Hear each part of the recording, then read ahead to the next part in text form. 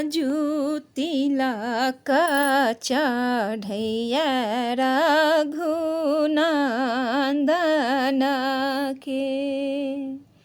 रघुनन्दन के यो दशरथ नन्दन के।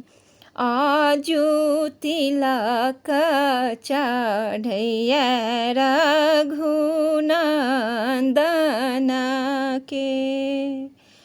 चारु कुमार बैसल छवि छहरते, होते सुमंगल तेहि क्षण में।